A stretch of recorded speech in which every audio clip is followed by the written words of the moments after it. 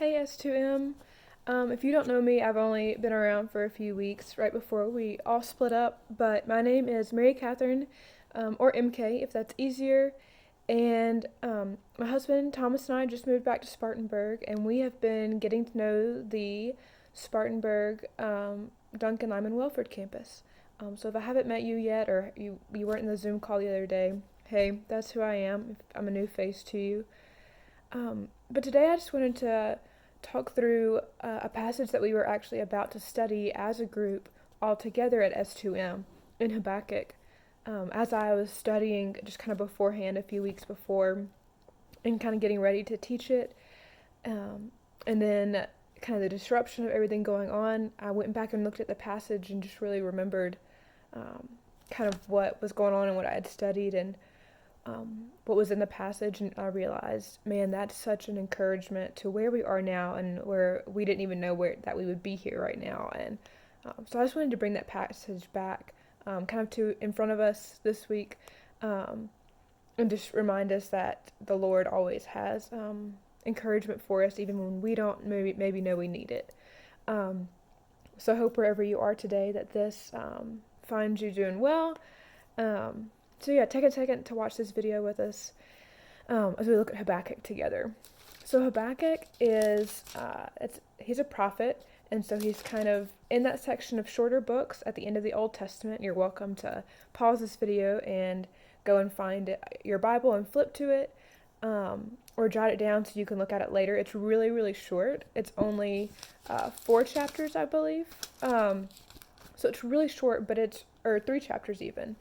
But it's really, really powerful what happens in those 3 chapters. So it's actually, these 3 chapters are a back and forth conversation between Habbakuk and God, this prophet and the Lord. And Habbakuk is actually complaining to God. He's saying, God, why aren't you showing up? It doesn't seem like you're anywhere in our world. Our people are struggling. What are you doing? And God says, in verse 5, he says, "For I am doing a work in your days that you would not believe if I told you." So the Lord kind of says, like, I hear you, Habbakuk, but like I'm doing some things here. I know what I'm up to. Habbakuk doesn't take it. He starts complaining again at God and says, God, but why are my enemies triumphing more than your people? Why does it look like you're not taking care of your people as we're getting hurt by these enemies? And so that's Habakkuk's complaint, and at the end of his complaint, his second complaint, he kind of almost has this, not necessarily a pout, but he just kind of says, fine, you know what? I'll wait and watch and see what you do. So that's chapter 2, verse 1. If you look at that, it says, Habakkuk says, I will take my stand at my watch post and station myself on the towers and look out to see what he will say to me and what I will answer concerning my complaint.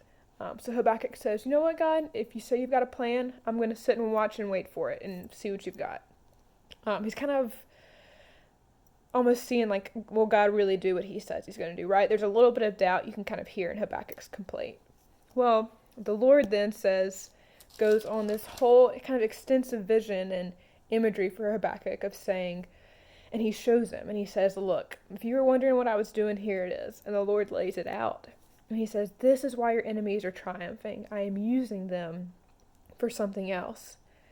But then the Lord also says, but don't worry, at the end, I will bring justice on everybody, on all those who are against me. So the Lord makes this promise of justice and protection for his people.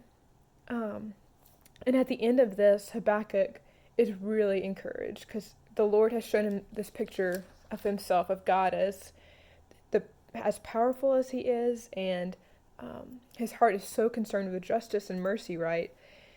And when Habakkuk hears this, he kind of remembers. He remembers who this God really is, that he is worshiping and serving and in relationship with. And Habakkuk at the end says, yet, this is kind of his last response to the Lord. He says, yet I will wait for the Lord. And then he ends Habakkuk with the part of Habakkuk you have most likely heard. And Habakkuk says, in the midst of all that's going on, in the midst of all that's happening, that he doesn't understand, that he's complained to God about and brought it to him over and over, Habakkuk says, Though the fig tree should not blossom, nor fruit be on the vines, the produce of the olive fail, and the fields yield no food, the flock be cut off from the fold, and there be no herd in the stalls. Yet I will rejoice in the Lord. I will take joy in the God of my salvation. God the Lord is my strength. He makes my feet like the deer's, and he makes me tread on my high places. And so we see there at the end, the heart of Habakkuk's joy isn't that his circumstances change. Everything doesn't get better. That imagery shows us that things are still rough and tough and boring and long and hard and difficult and not fruitful.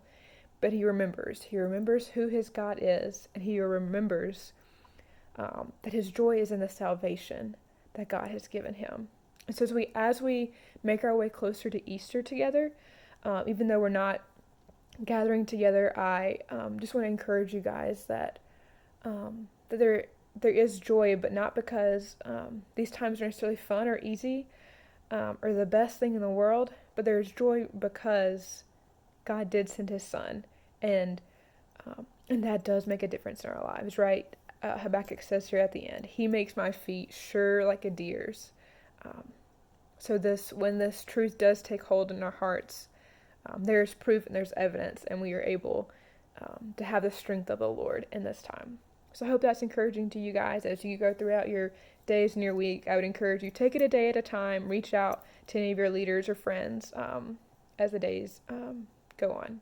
So peace and blessings, and have a great day.